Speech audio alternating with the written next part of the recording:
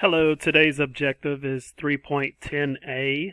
We will analyze an informational text by identifying the author's purpose and message within the text. We will be reading a non-fiction text, and just know that informational and non-fiction or even expository are all words that mean the same thing.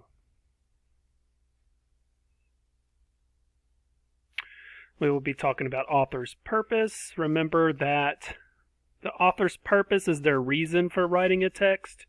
It could be to persuade you or get you to change your mind or get you to do something. It could just be to inform you about a certain topic, like the last time, I'll get to that in a second. Or it could be to entertain you with a story. That's what we say it is when it's fiction. Again, we'll be concentrating on nonfiction or informational text. I'm going to skip the stuff I'm going to go over in class. I want to go ahead and go to the part of the book so I can read it. We will be talking about procedural text. This will be a procedural text, which is a type of nonfiction text. When we talked about procedural text again before, we talked about, like, this is an example that teaches you how to make pizza. It could be something that gives you steps to teach you. I remember I did an example where I taught y'all how to make nachos, possibly, and I had everyone else do their own procedural text. Oftentimes you have a procedural text, they'll use words like first, next, then, and finally to give you the steps that you need to take to complete a certain act. So again, the title of this text is A Safety Plan in Case of Emergency by Marcy Rendon, and it is a procedural text. So while we're reading this, we want to keep in mind what is the topic of the text? What might the author's purpose be for writing this text? What is their reason for writing this? Life works out better when you're prepared. If you study for your test, you're likely to get a good grade. If your family makes a grocery list, you'll remember to get everything you need. It makes sense to prepare for an emergency too. A disaster is an emergency that causes harm to people or places. You may never experience a flood, a tornado, or another kind of disaster. However, it's smart to prepare so you'll be ready to keep yourself safe. What details in the text help you to understand the author's purpose?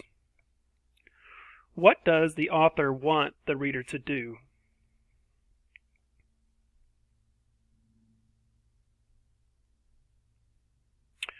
Preparing for emergencies isn't hard. In fact, it can be fun. It will help you feel safe and secure too. Work with your family to make a plan. Put together a safety kit. Then you'll be ready for anything, just in case. What does the author think about preparing for emergencies?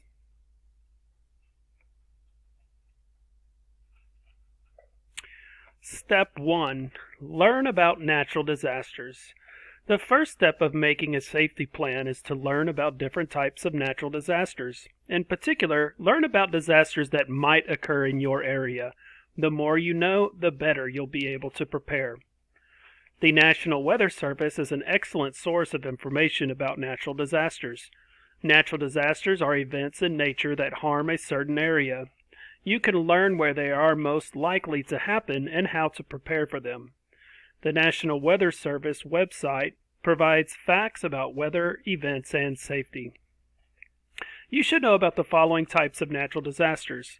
None of these events happen often. In fact, a natural disaster may never happen where you live. However, being prepared will help you feel confident. If an emergency arises, you'll be able to think clearly and to help others. Use details from the text to explain what a natural disaster is. What does the author think that we should do so that we know about the weather and safety?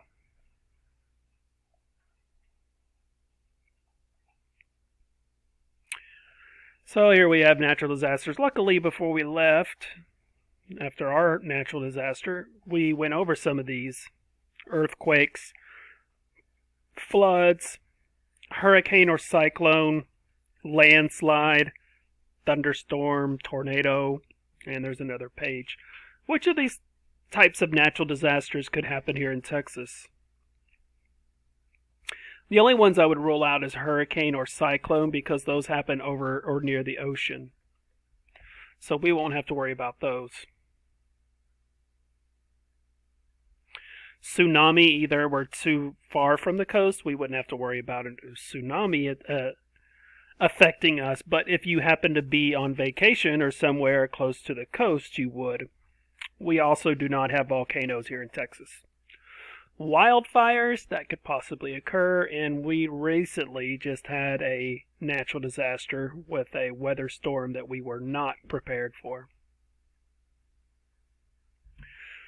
Step 2. Make a safety plan.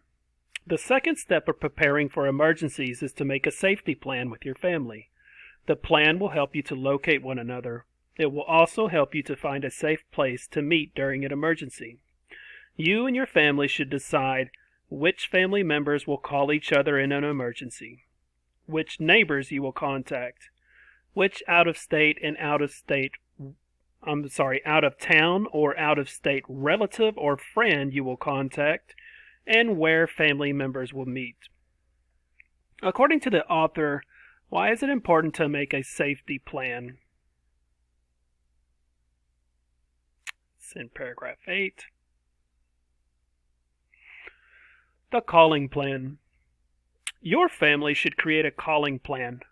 Make sure all family members have a paper copy.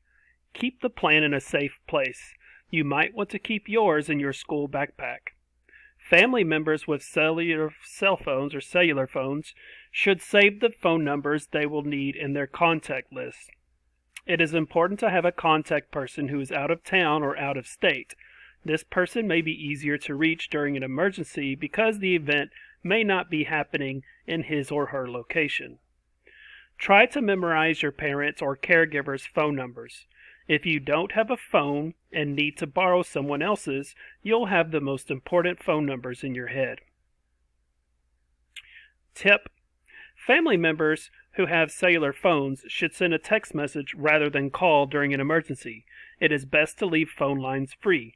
That way, if police, firefighters, or other emergency workers need to call, they'll be able to reach you. Use details from the text in order to explain why it is important to memorize your parents' phone numbers.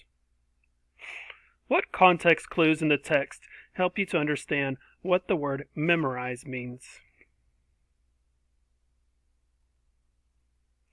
That is all of my video. I will see you in class.